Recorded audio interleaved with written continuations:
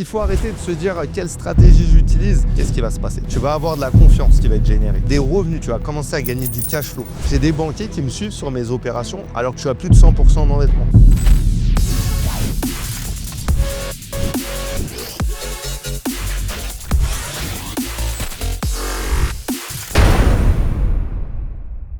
Peut-être que tu veux te lancer dans l'immobilier, mais tu ne sais pas comment trouver un bien rentable. Et on s'est tous posé cette question-là. Pourquoi? Tout simplement parce que 50% des investisseurs ou des futurs investisseurs calent à cette étape, arrêtent à cette étape.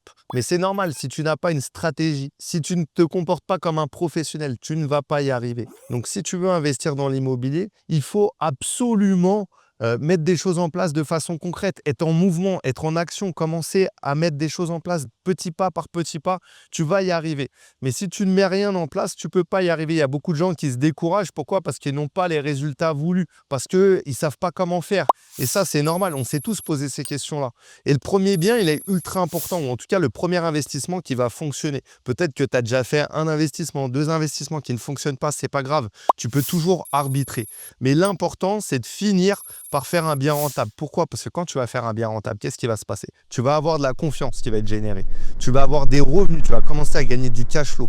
Et ça, c'est ultra important de pouvoir générer du bénéfice. Plus tu vas gagner de l'argent, plus tu vas pouvoir réinvestir cette somme et ça va faire des bébés, ça va faire un effet boule de neige sur ton patrimoine. Et c'est ça qu'il faut commencer à faire. Moi, j'ai eu la chance qu'au travers le premier investissement que j'ai fait, ça a pu me générer du cash. Et ce cash m'a permis de réinvestir dans un bien, dans deux biens, dans trois biens, etc. et de multiplier les acquisitions rentables. Mais bien entendu, tu vas rencontrer des difficultés.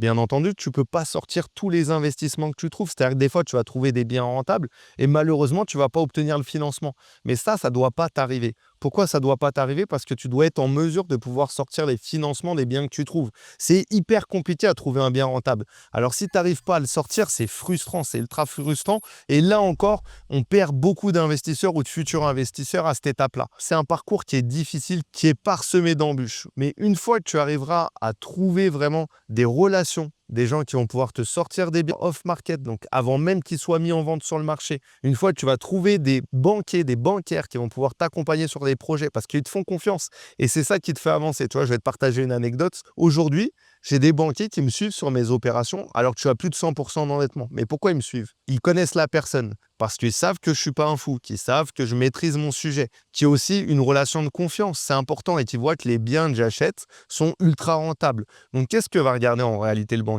Il va regarder qui tu es, il va regarder qui est l'homme clé, la femme clé du projet, quel est son parcours, qu'est-ce qu'il a comme point fort dans le domaine. Il va regarder aussi la rentabilité de ton projet. Et ce n'est pas forcément les points forts, ça ne va pas être forcément que tu as déjà investi. Ça peut être ton parcours. Dans ton parcours, quels sont les éléments qui vont te permettre de faire de l'immobilier? Qu'est-ce que tu peux avoir vraiment comme moyen qui va te permettre de générer des revenus, qui va te permettre d'avoir un avantage par rapport aux autres dans l'immobilier. Ça, c'est ultra important. Pareil, il va regarder la rentabilité de ton projet, il va regarder la valeur de ta caution, de ton patrimoine. Et ça, c'est des éléments importants. Donc, quand tu as les relations, quand tu as les personnes qui peuvent t'accompagner et te suivre, c'est là que tu fais des sous, c'est là que tu commences à gagner de l'argent avec l'immobilier.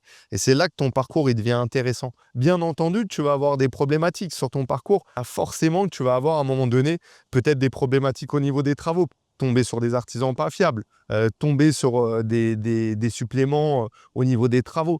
Tout ça, ça fait partie du parcours d'investisseur et c'est là qu'il faut que tu t'accroches et c'est surtout que là, il faut que tu sois accompagné. Et c'est ces éléments-là que tu dois avoir. Trouver le bien rentable, savoir obtenir ton financement, gérer tes travaux comme un professionnel, savoir la stratégie fiscale à adopter.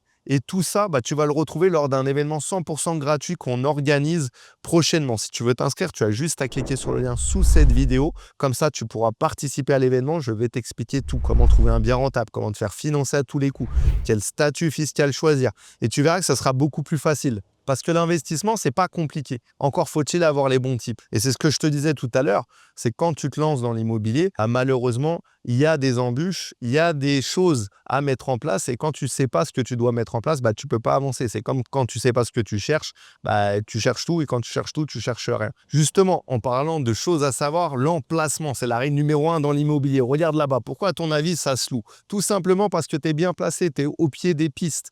Donc, il faut arrêter de se dire quelle stratégie j'utilise. utilises, ta stratégie, elle va venir en fonction de l'endroit que tu vas choisir. Plus tu vas choisir un endroit qui est touristique, où il y a du monde, plus tu vas pouvoir faire de la location courte durée, plus tu vas choisir un endroit, par exemple, proche des universités, plus tu pourras faire de la colocation, ou alors tu as le choix aussi de faire comme tous les plus gros investisseurs.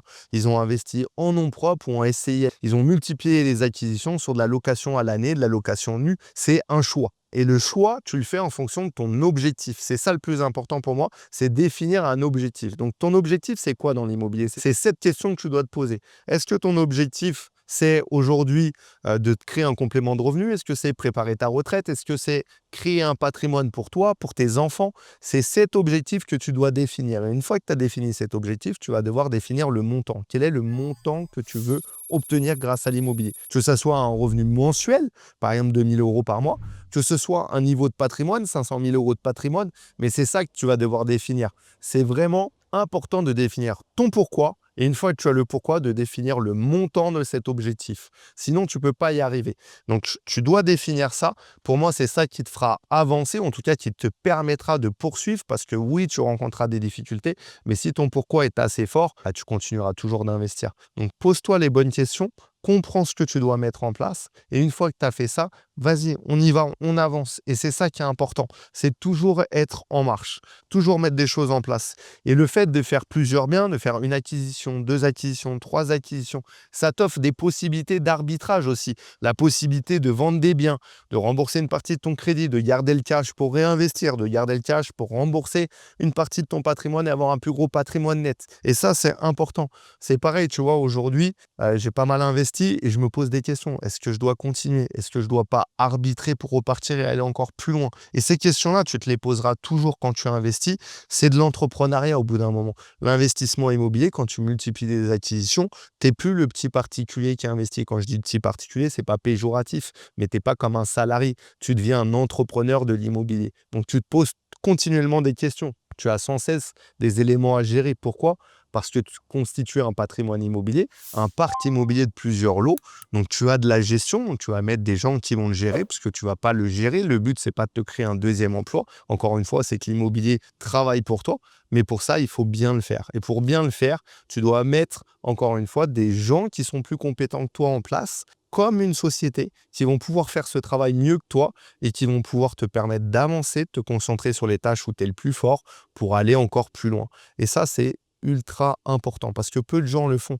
Peu de gens pensent que l'immobilier, au final, ça devient un emploi, ça devient quelque chose qui est générateur de stress. Et il ne faut pas. Le but de l'immobilier, encore, rappelez-vous de votre pourquoi.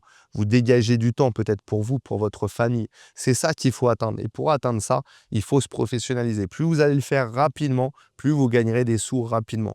Bien entendu, quand vous commencez, vous faites un bien, deux biens, vous allez devoir les gérer vous-même. Vous allez devoir faire peut-être toutes les actions. Vous allez peut-être devoir gérer les travaux. Vous allez peut-être devoir gérer les locataires dans un premier temps. Mais par la suite, il faut absolument que vous arriviez à déléguer ça.